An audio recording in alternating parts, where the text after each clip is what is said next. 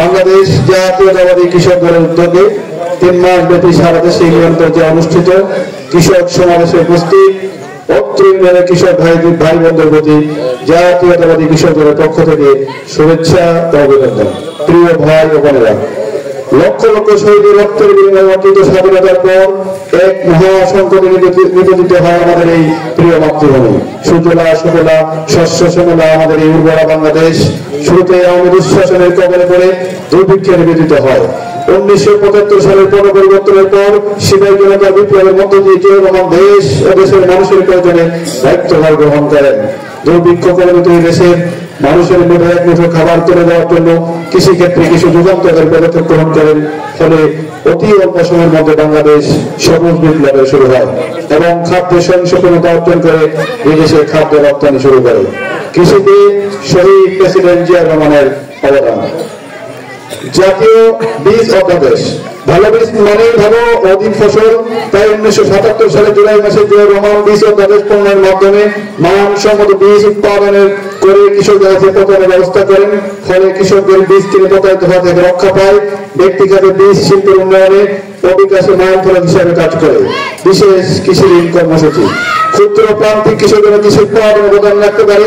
সেই জন্য 1977 সালে ফেব্রুয়ারি মাসে কোনো জামানত ছাড়াই 100 কোটি টাকার একটি বিশেষ কৃষি ঋণ কর্মসূচি প্রণয়ন করেন শহীদ রাষ্ট্রপতি জিয়াউর রহমান।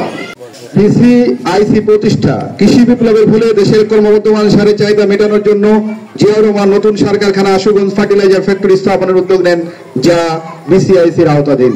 চিনি শিল্প উন্নয়নে নীতিমালা প্রণয়ন, আমদানি নির্ভরতা কমিয়ে চিনি শিল্পের উন্নয়নে 1976 সালে Bangladesh sugar and food industry corporation প্রতিষ্ঠা করে, যার ফলে দেশীয় চিনি উৎপাদন বৃদ্ধি পায়, উপজাত ভিত্তিক পণ্য বিদেশে রপ্তানির সুযোগ তৈরি হয়।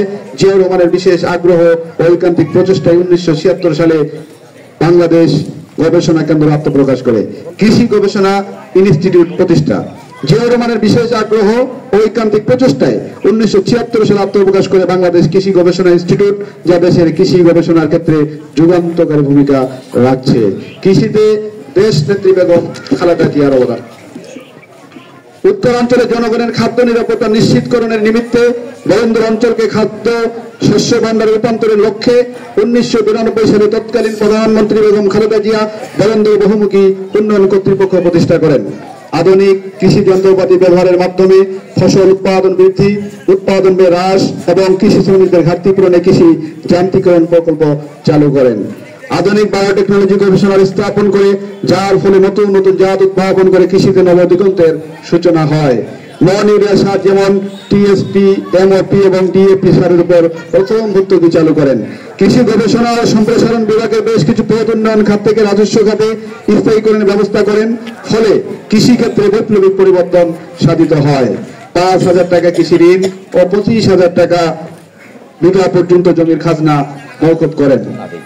2004 সালে সংগঠিত প্রলয়ঙ্কারী বন্যায় ক্ষতিগ্রস্ত কৃষকদের পুনর্বাসনের লক্ষ্যে তাৎক্ষণিক 204 কোটি টাকার কৃষি পুনর্বাসন কর্মসূচি গ্রহণ করেন। উল্লেখ্য, 2005-06 ও 2006-07 অর্থবছরে কৃষি ভর্তুকি ও পুনর্বাসন বাবদ বরাদ্দ দেওয়া হয় 1100 কোটি টাকা।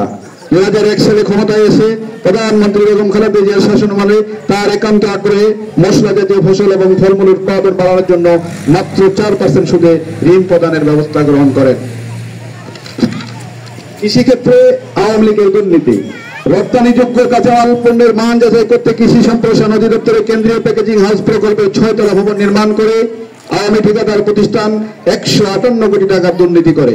কৃষি মন্ত্রণালয় থেকে জেলা পর্যায়ে সুবিধা বঞ্চিত কৃষকদের বিনামূল্যে ধানের চারা রোপণের রাইস ট্রান্সপ্লান্টার, কম্বাইন হারভেস্টর, বালাইনাশক সার ইত্যাদিতে কৃষকদের প্রণোদনা দেওয়া হয়। কিন্তু গত 15 বছরে আওয়ামী লীগের নেতাকর্মীদের ব্যতীত সত্যিকারের কৃষকরা এই সুবিধা থেকে বরাবরই বঞ্চিত হয়েছেন। ফলে এখানে লক্ষ লক্ষ কোটি টাকার আর্থিক দুর্নীতি সংঘটিত হয়েছে।